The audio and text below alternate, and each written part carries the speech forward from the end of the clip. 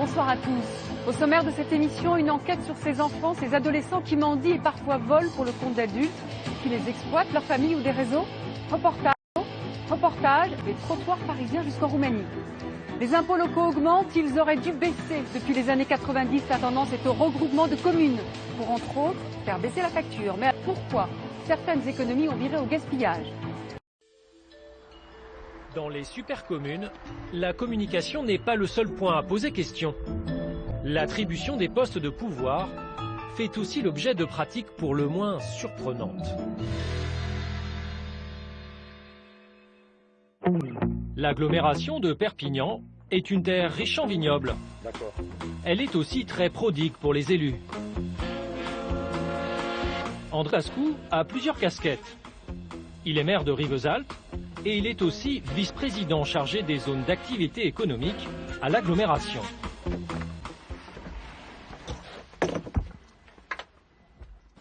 Ouais, bien, et toi? Oui.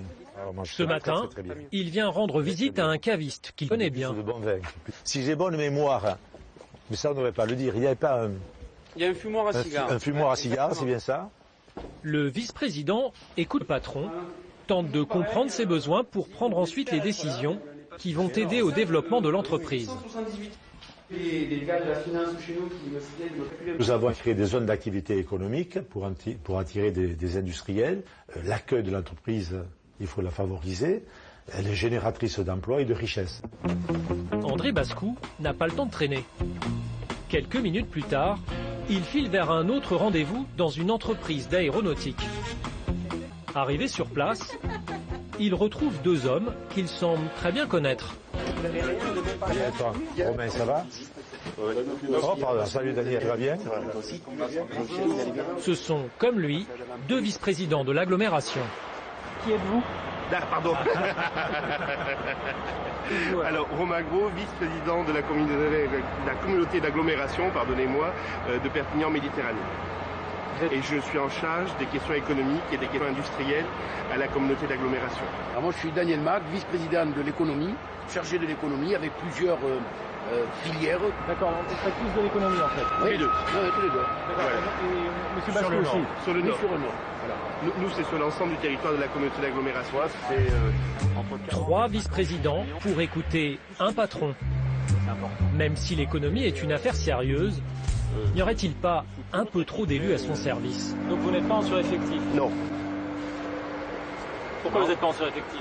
Parce que précisément, nous sommes indispensables. L'écoute qui est nécessaire aux entreprises. Si vous voulez des élus qui prennent des responsabilités, qui s'engagent au service des entreprises, qui veulent développer leur économie, il faut des élus qui aient la capacité de pouvoir écouter chacune des entreprises dans des domaines bien particuliers.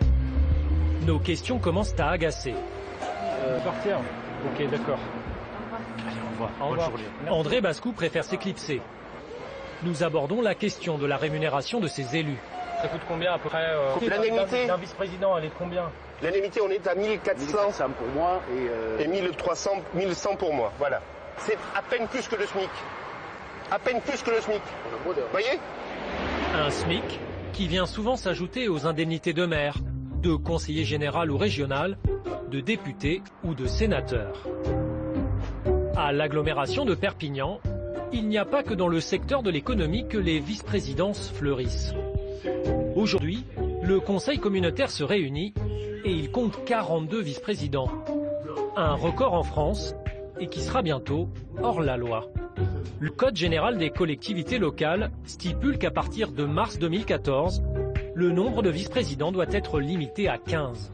Dans l'assistance, Clotilde de Ripoul, une élue de la mairie de Perpignan très critique sur ce système. Nous la retrouvons dans les couloirs de l'Assemblée. Elle veut nous montrer le trombinoscope des vice-présidents. Là, par exemple, délégué aux zones d'intérêt écologique, gestion des zones humides et des paysages. Bon, c'est raffiné, quoi. Délégué à la protection animalière et système d'information géographique et informatique, délégué aux sentiers de randonnée. Maintenant, il faut être sérieux 2 minutes. On ne peut pas, à l'heure où on a ici à Perpignan et dans l'agglomération où on a un nombre de chômeurs considérable, où on a beaucoup de personnes qui vivent sous le seuil de pauvreté, aller expliquer qu'on va donner à des élus des indemnités qui représentent plus d'un SMIC tous les mois pour se partager et tronçonner comme ça les responsabilités. Je ne comprends pas comment vous interviewez les deux. Soudain, un homme interrompt l'interview. Il semble très en colère. Moi, je suis élu. Ah, vous êtes le vice-président, vous Oui, moi, je suis élu en responsabilité, alors que madame n'est absolument rien ici, même pas élue. Hein. Donc, vous interviewez qui vous voulez. Pour moi, je considère ça comme du niveau farce et attrape, pas plus. Vous êtes vice-président de quoi, exactement? Moi, je suis vice-président, je suis chargé du transfrontalier. Transfrontalier. Entre autres. C'est quoi le transfrontalier? Je vous ai dit, ça ne m'intéresse pas de vous...